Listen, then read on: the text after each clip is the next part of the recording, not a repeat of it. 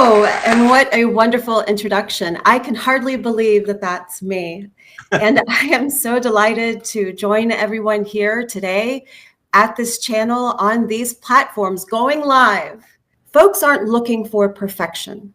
Anytime I am in a training or in front of a group, I ask folks, what makes a speaker great? Or what makes a speaker memorable? And they say all kinds of things, like they're relatable, they're authentic, they seem approachable, they're passionate about their content, they're credible. You know what they never say? They never say they were so perfect or they had a great PowerPoint. It is the connection with the speaker, with the story, and with the content that makes the difference. And I want to go even just a little bit deeper than that. You know, for years, I have heard, and maybe you have heard, the statistic that public speaking remains the #1 fear above spiders and above death. There's a well-known joke from the old sitcom Seinfeld, which I grew up watching, in which Jerry Seinfeld recounts this fact, and that means there are more people at a funeral who would rather be in the casket than giving the eulogy. This is how great the fear is of public speaking. So if you are contemplating it, if you are raising your hand, I want to commend you on doing something very bold and very daring. Now, the one thing that has made all the difference on this platform and in this event and with my previous speakers, and this is the #1 rule that I give my clients. It is the first and most basic rule of great public speaking, and that is to show up. Your presence is a superpower. I firmly believe this. I've done enough research in physics and to understand that cells being observed, you observing me knowing that you are there, changes me. It makes an impact on you just as my words are making, or it makes an impact on me just as my words are making an impact on you. Showing up, bringing your presence to the platform, to the table, to the room is the first rule. And it doesn't matter if it's you being scared of networking or fearful around networking or trying a new experience or meeting somebody or showing up for a job interview. Showing up is the first and most basic rule of being able to do this. Because I tell you, when we all first started, we were scared too. My first plays, we were scared too. I wasn't sure that I would be able to do it, but I kept showing up. And it is that element of showing up that makes all the difference. You change the environment, your presence, your cells, your mere presence changes the environment in which people engage and has an impact. So I tell my clients, the first thing you just need to do is show up. If you can simply do that, if you can walk through the door. I was having a conversation yesterday with a girlfriend of mine. She was going back to the gym for the first time in 8 years, and she was scared. She was nervous. This is going to the gym. This isn't showing up for, the Grammys or on the stage in New York on Broadway. Even these simple things can be challenging for us. So if you can tell yourself, all I need to do right now is show up, and let everything else just fall away for a moment and know that your showing up has the greatest impact of all. Next, I think we need to keep in mind that once you show up, you have to turn it up. And here's what I mean by that. Imagine you're getting out of bed in the morning, you're going through your day, and let's say we can picture our energy on a spectrum of 1 to 10, 1 being very low energy, 10 being very high energy. You're going around throughout your day. Generally, most of us live in an energy around 3, 4 on that spectrum. We're answering emails, we are getting our morning coffee, we are driving to the post office or to the office. This does not require a lot of energy from us. The next step to being a successful, engaging public speaker after showing up is turning up your energy. And I want to give you a few exercises, a few ways to think about this. And I'm going to ask you to join me. I'm going to do something a little daring, and I'm going to ask you to join me in it. I'm going to lead you through an exercise, but I'm going to give you 2 that I work with my clients on so that they can help imagine and visualize their energy. So first, I'm going to ask you for a moment. Let's all take a deep breath, and we're going to talk about breath in just a minute, but let's take a deep breath.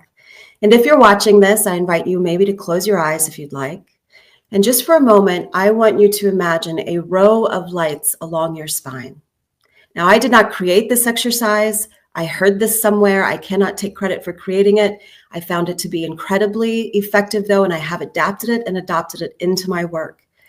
So I want you to imagine a row of lights along your spine. And if you're sitting sharp against something or with your back right against something, see if you can come forward in your seat so that you're sitting forward and you have some space to imagine these lights, sort of like lights on a runway down your spine. And your eyes are closed. And I want you to imagine that every time you take a breath, those lights get brighter and they fill up the space behind you. And I want you to take a moment and drop your sensation, your sense of awareness into that space. For some of you, this exercise will resonate. For others, you're not going to sense anything, and that's fine. It's not the exercise for you. But if you do, I want you to imagine filling up the space with that light. And right now we're sitting down. One of the things I talk to my clients about is a sense of space. I think in really great speakers, they have an understanding of a sense of space. They know that whether it's in the virtual platform or on stage, they have to, or they can, fill up that space with their energy. And so I have my clients imagine this.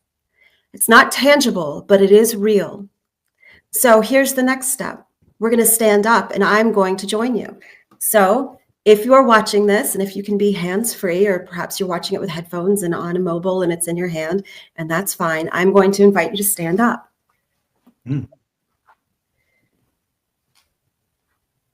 Because when we're speaking on a real stage, and I'm trying to be as thoughtful about the space as I can, we have a large space to fill up. And so if you are standing with me, I want you to keep your imagination on those lights along your spine. And I want you to imagine that in front of you are, 500 people, 30 people, 10,000 people? And I want you to use your breath, and remember, this is an imaginative exercise.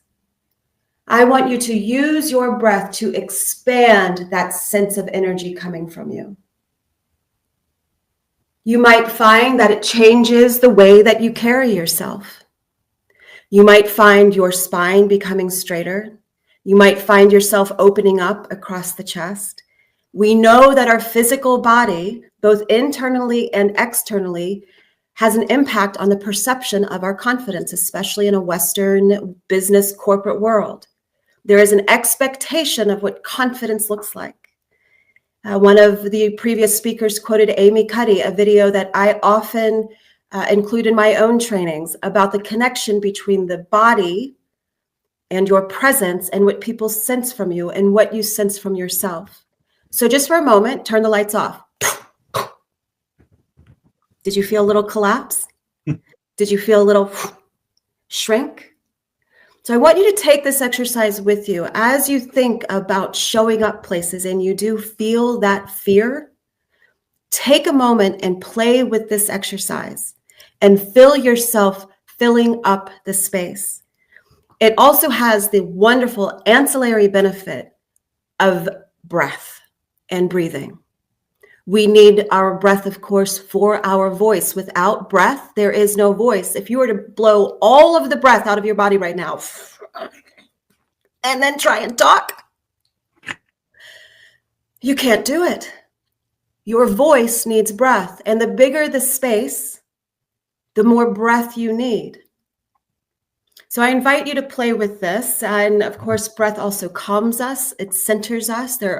Every religion, every sort of personal development practice, as we may call it, has an element of prayer, meditation, breathing, chanting. These are all ways to use our breath and our presence.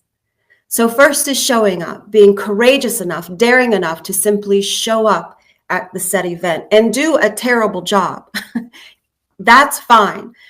We all have to get through those moments. And the second is to turn it up.